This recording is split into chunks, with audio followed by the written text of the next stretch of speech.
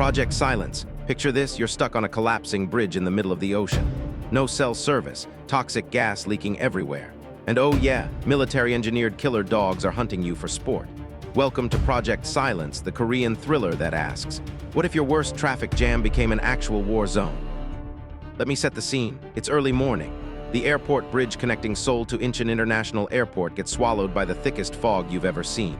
Visibility, zero. Drivers can barely see their own hoods. And then boom, a massive vehicle crash, cars piling up like dominoes, glass shattering, metal twisting, chaos everywhere. But here's where it gets wild. Hidden in that fog is a military transport truck.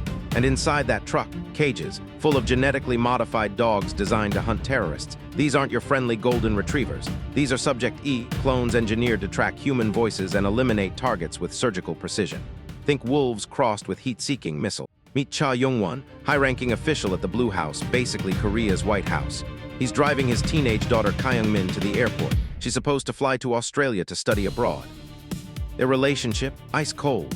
Kyung-min barely talks to him. She's clutching her dead mother's book, a children's story titled Knock Knock Knock. It's the last copy in existence and it's clearly precious to her. Young-won doesn't get it. He's all about politics, approval ratings, and climbing the ladder. Notice how the movie establishes this early, its classic character setup. Give the dad a flaw so his redemption arc hits harder later. They stop at a sketchy gas station. Enter our comic relief, a tow truck driver pretending to be a pump attendant. He tries to scam Young-won out of $64.40. Young-won, being the bureaucrat he is, refuses to pay cash and just drives off. This guy literally steals gas and leaves. Bold move. The attendant screams after him, "You owe me $64.40. Remember this number. It becomes a running gag. Then the fog hits, not regular fog. This is apocalyptic horror movie fog, the kind that makes you question if reality is still functioning. Drivers slow down, some pull over. Young-won keeps going because he's got important government business TM. Bad call number one. Within minutes, the bridge becomes a graveyard of twisted metal. A professional golfer named Yura and her caddy Murin are there. An elderly couple celebrating their anniversary. Random commuters. And smack in the middle of it all, that military transport truck now flipped on its side, cages busted open. Here's where the horror begins. These dogs, called echoes, have control chips implanted in their brains. When the chips are active, they're docile, but the crash damaged the chips. Now they're reverting to their base programming, hunt and kill. The lead dog, Echo 9 or E9, is the alpha. She's the original. All the others are clones of her, and she's got a grudge. The movie drops this absolutely brutal detail. To make the dogs more vicious, the military killed E9's puppies in front of her. Multiple times. This isn't hunting, this is revenge. E9 isn't just an animal, she's a mother with trauma turned into a weapon. Suddenly, the dogs aren't just monsters, they're victims too. That's smart writing. At first, the survivors don't realize what's happening. The dogs blend into the fog, they look normal. Then bam, a soldier gets dragged under a car, another gets his throat ripped out. The screaming starts, and Young-won, he's trying to keep everyone calm while secretly calling his boss, Secretary Chung, for a rescue team. Plot twist, the military is jamming all cell signals. Why? Because this is a classified operation. The Silence Project was supposed to be top secret. Can't have civilians tweeting about killer government dogs, right? The military commander, cold as ice, tells Young-won to shut up and wait for extraction. Cut to the Blue House. Secretary Chung is the presidential frontrunner. His campaign slogan is literally about protecting citizens. Now he's got a PR nightmare on his hands. If the public finds out the government authorized Frankenstein dogs, his career is over. So what does he do? He lies. Chung spins the story. Rabid dogs escaped from a military kennel. Tragic accident. We're sending rescue teams. But here's the kicker, he's not sending rescue teams. He's stalling. His plan, let the bridge collapse with everyone on it. Bury the evidence literally. Cold, calculated, evil. Young-won figures it out. The man he's been loyal to for years just signed his death warrant. And his daughters. This is the movie's emotional gut punch. Young-won isn't just fighting dogs, he's fighting his own government. The very system he helped build is now hunting him. Remember the gas station guy? He's still alive, hiding in his tow truck with his dog Jody. Young-won finds him. After some hilarious bickering, "You still owe me $64.40. They form an unlikely team.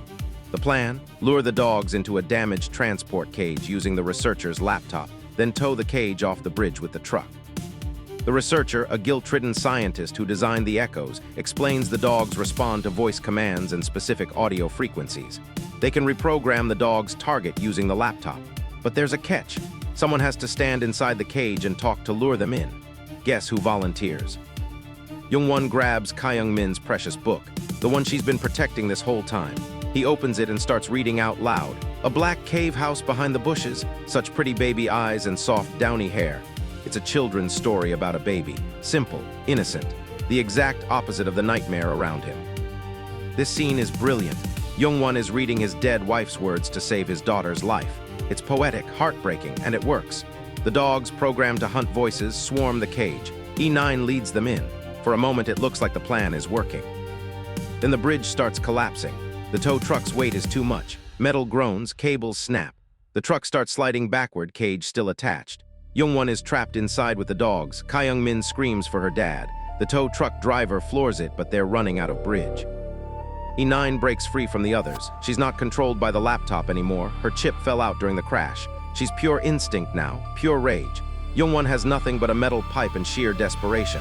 They fight, man versus beast. He's bleeding, exhausted, but he's not giving up. Here's what makes this work. Young-won isn't a hero. He's not John Wick.